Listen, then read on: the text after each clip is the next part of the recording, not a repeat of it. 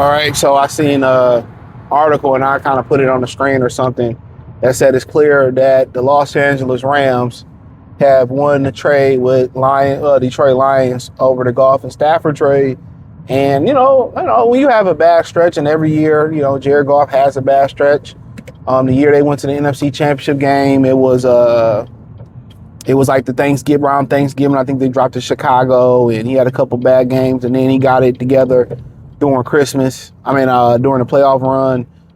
He was great in that playoff run. Last year, it just so happened to come to the playoffs.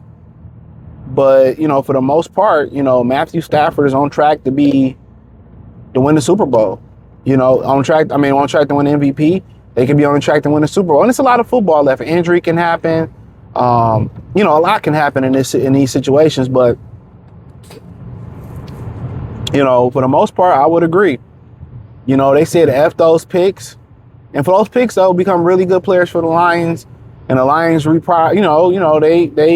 got it together. But for the most part, Stafford and them didn't really have a big fall off. Last year, they probably could have went to the Super Bowl. Truth be told, they could have went to the Super Bowl last year. It was just when Matthew Stafford started driving them down, he was cutting through Philadelphia's defense. I watched that game. And as soon as they got to the red zone, it started pouring down snowing. I swear to God, it just started snowing heavy out of nowhere. And then, for the most part, they lost right inside the red zone, right inside the 20. No bullshit. They lost right inside the 20.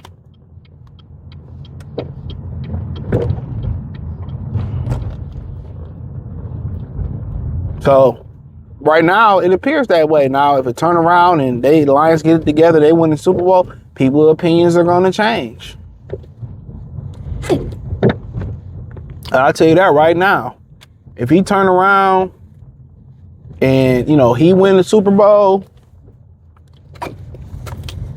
Goff and them win it, but they're going to say the Lions won the trade or it was even. That's just the way it goes. But as of right now, I think officially a lot of people have started the clock on Jared Goff. I think the clock has officially started on Jared Goff. And that's just a fact. I think people are like, okay, we need to see something from Jared. You can't be doing that bullshit. You causing this team to lose. And are there other factors that's factoring into that? Absolutely. Absolutely. When you look at it, go look at St. Brown having these drops. It ain't the most accurate. Hold on. It ain't the most accurate. He ain't the most accurate.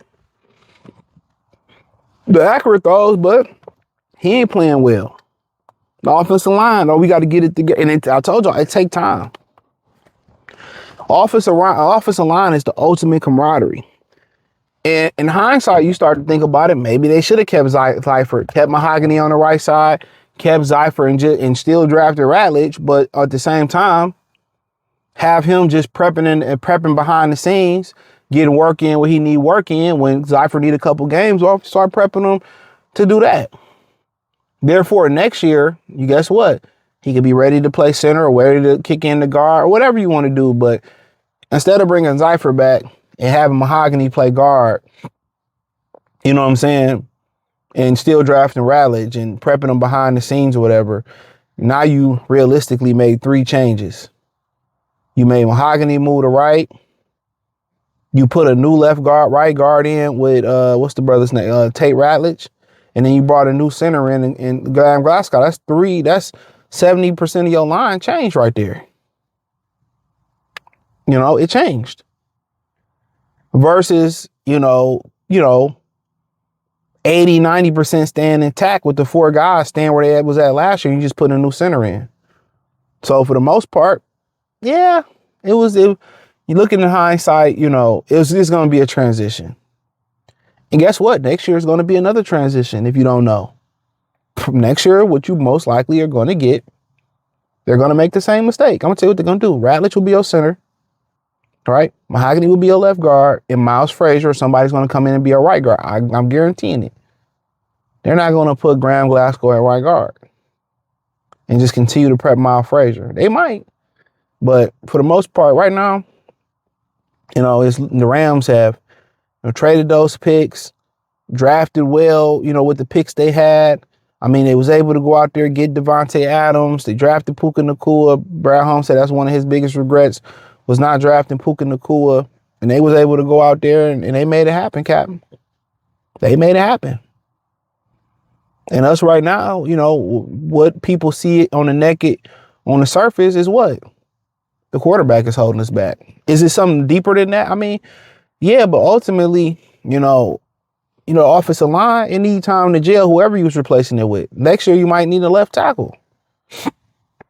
So, he can't improv. When you start thinking about the quarterbacks throughout the league that's less mobile than him, I mean, I can't think of one. Even an older man, Aaron Rodgers, is more mobile than him. Joe Burrow, Lamar Jackson, Shedeur Sanders / Dalen Gabriel, Trevor Lawrence, CJ Stroud, Cam Ward, Daniel Jones. You know what I'm saying? May, the kid May, I like him a lot. I liked him from the beginning. May down there with the New England Patriots, Josh Allen, the Jets quarterback, both of them, Justin Fields or Tyrod Taylor. Tua Tagovailoa is more mobile than him. Patrick Mahomes, Bo Nix, Geno Smith, and you have Justin Herbert more mobile than him. Yeah, he ain't more mobile than McCarthy. He ain't more mobile than Wentz. There, he ain't more mobile than Caleb Williams. And he got the worst arm, so you ain't mobile, and you ain't got the best. You got one of the worst of the arm powers in the throwing power in the division. Ain't more mobile than Jordan Love. You start going down to Taylor Salt, nope. You start whereas Baker Mayfield, nope. Bryce Young, nope. Michael Penix Jr. or Kirk Cousins coming off the Achilles, nope. Dink and Dak, nope. Jalen Hurts, nope. Jackson Dart. Or Russell Wilson. Nope. Jameis Williams might be more mobile than him. So he come on now. We get into the backups, right? Jaden Daniels, Marcus Mariota. Nope. Mac Jones, Brock Purdy. Nope. Matthew Stafford. Nope. And he's older. Matthew Stafford's older than him too. That's the funny thing about it. Sam Darnold. Nope. And Kyler Murray. Nope. You got the most unathletic quarterback going right now in football. Real talk, even with some backups. Tyler Huntley. What's the kid that was at Texas last year? They was bagging to get the hell up out of there. He was at Ohio State first. I forget his name. Quinn Ewers, But hey, it is what it is. I'm gonna still say the trade is favoring the Rams right now, but it's still up for discussion. I appreciate y'all. Hit the link in the description. Follow me on Facebook, Kick, Twitch, wherever I'm at in the link tree, other platforms. I appreciate y'all for the follow. Check out Detroit Lions Talk playlist. Peace.